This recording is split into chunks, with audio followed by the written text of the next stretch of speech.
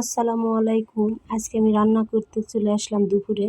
আজকে আমি রান্না করবো এই যে নদীর পুঁটি মাছ। এগুলো কিন্তু নদীর অরিজিনাল পুঁটি মাছ আমাদের দোকানে নিয়ে আসছে।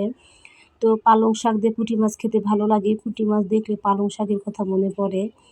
তো আমি পালং শাক আর মূলা দিয়ে আজকে রান্না করব। পেঁয়াজ কাঁচামরিচ তরকারি কেটে দিয়েছিলাম। আর আমি এখানে এখন দিয়ে দিব হলুদ, মরিচ, লবণ, আদা রসুন বাটা, ধনিয়া জিরা ফাঁকি সব দিয়ে আমি এখন হাতে ভালো করে তরকারিটা মেখে নিব। এইভাবে মেখে রান্না করলে কিন্তু এই পুঁটি মাছের তরকারিটা অনেক মজা হয়। আর আজকের তরকারিটা আমার এত মজা হয়েছিল, খেয়ে সবাই তো অবাক হয়ে গেছে ঘরে। তো আমার দোতলার আপাও আমার ঘরে আসছিল, এসে তরকারি দেখে সে ভাত খেয়ে গেল, বলছে আসলে তোমার হাতের তরকারিটা অনেক মজা হয়েছে। আর আমি সঙ্গে রান্না করব আজকে বিলের ললা মাছ। এই ললা মাছগুলো আমার কিনে দিছে, আমাদের দোকানে এই মাছটা আনি নাই, পাশের দোকান থেকে কিনে দিছে বিলের মাছ। আমার বাচ্চারা কেউ মাছ খেতে চায় না, সমস্যা হচ্ছে একটাই যে ওরা মাছ খেতে চায় না। তো আমি ওই জন্যে অল্প করে রান্না করলাম। আর আমি তরকারিও রান্না করি অল্প করেই। প্রতিদিন যদি বা মনে করেন 2-3 পদ রান্না করতে হয় আমাকে, তো বেশি রান্না করলে তরকারি নষ্ট হয়, বাসি হয়, কেউ খেতে চায় না, ওই জন্য ফেলে দিতে হয়। এই জন্য আমি ভাবছি যে আজকে আমি অল্প করে তরকারি রান্না করব। আর আজকে আমি সবজি তরকারি একটাও বাজার থেকে কিনে নিয়ে আসিনি, এগুলো আমার ঘরেই ছিল। কয়েকটা সিম, একটা বেগুন দিয়ে আমি দুইটা আলু দিয়ে দিলাম, দিয়ে আমি আজকে এই ললা মাছটা ঝোল করবো। আর এইদিকে দেখেন আমার পুঁটি মাছের তরকারিটা হয়ে গেছে। তরকারিটা কিন্তু সুন্দর হয়েছে। আর আমার মতো রান্না করতে করতে কার খিদা লাগে, আমার কিন্তু রান্না করার সময় অনেক ক্ষুধা লাগে। তো আমি ভাবলাম এগুলো খাবো। এগুলো সাউদার স্কুলে ওয়াজ মাহফিল হয়েছিল কয়েকদিন আগে, ওখানে দোকান বসছিল। তো সাউদার আব্বু আমাকে কিনে নিয়ে এসে দিছে, আরও অনেক কিছু কিনছিল, সেগুলো খায় শেষ। তো আমি ভাবলাম যে এই নিমকি ভাজাটা খাই। এটা তো আমরা নিমকি বলি, আপনারা কি বলেন?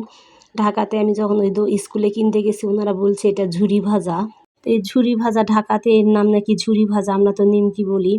আর এইদিকে দেখেন আমার তরকারিটাও কি সুন্দর কিন্তু কষানো হয়ে গেছে। এখানে আমি এখন ঝোল দিয়ে দিব। আর আমি আজকে এই ঝোলের তরকারিটা রান্না করব, কয়েকটা কুমড়ো বড়ি দিব। আমরা নওগাঁতে থেকে অনেক কুমড়ো বড়ি নিয়ে আসছিলাম, আমি আত্মীয় স্বজন এখানে প্রতিবেশীদের দিয়েছি। আর আমার আছে কিছু, তো আমি ভাবলাম যে আজকেও খাই, কারণ আমরা কয়েকদিনের মধ্যে দেশে যাব, বেড়াতে গেলে তো আবার নিয়ে আসবো। ওই জন্য আমি আজকে ওর দিয়ে রান্না করলাম অল্প তরকারি।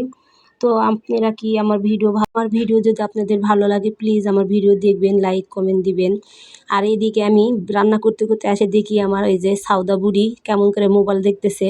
কিছু বললে বলে আমার পরীক্ষা তো শেষ, স্কুল বন্ধ, মোবাইল দেখবো আমি। ও কার্টুন দেখতেছিল, আর আমি বলতেছি তাইবা দেখেন কি করে।